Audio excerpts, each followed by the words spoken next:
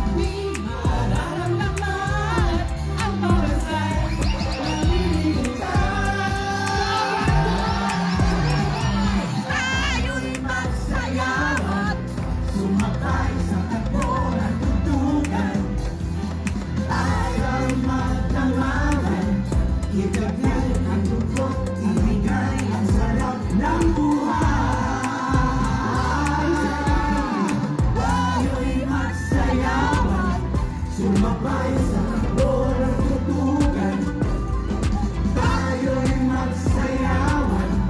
Sumabay sa takbo ng tutukan.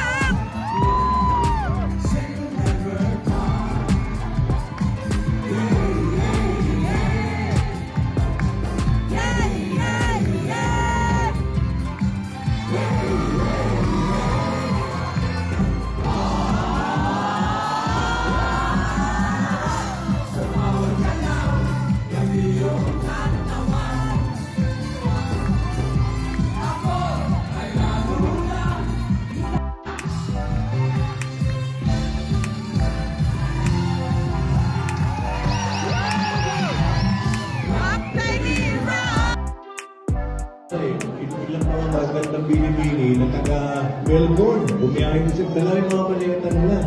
Sabi ba, natulog sa kalyo o makakasama ng isda. Hindi ko alam. Tapos, pagdating ko sa hotel, meron kami taga Bulacan naman na mag-asawa. Ewan ko nandito sila. Sabi lang, manonood kami. Nagulat ako. So, kanina nga, buwabiyahe kami pupunta rin na tinatanong ko yung si Edward. Saan mas maraming Pilipino? Sa Canada o sa Australia? Mas marami ba? Grabe, Australia ba? Australia? Ito ho mga... O ano ang dami nyo eh, siya yung dami ng kaligayahan namin sa mahilig sa Batangas. Maraming salamat. At salamat po sa inyong sagot, pero sa totoo lang, ang isang word, hindi talaga masabing word, pero parang alam ko parang shopping po. Shopping! But anyway, thank you and welcome po and welcome to Australia. Salamat po. Thank you so much. Thank you. Thank you so much for your support.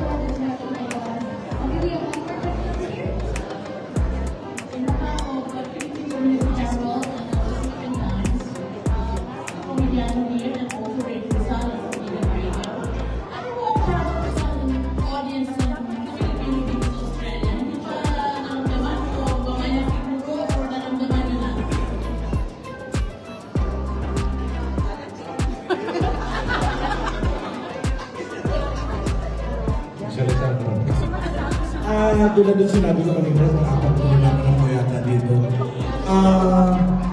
Ang audience talaga ng Australia, lagi talaga yan masaya. game, kahit sino pagkakin mo sa stage yung aakyat. Ano, 5 beses ako napunta dito, na 30 times na nakalikan sa stage. Nagaya na po. Wala masaya na ganyan audience dito sa Sydney. Very well.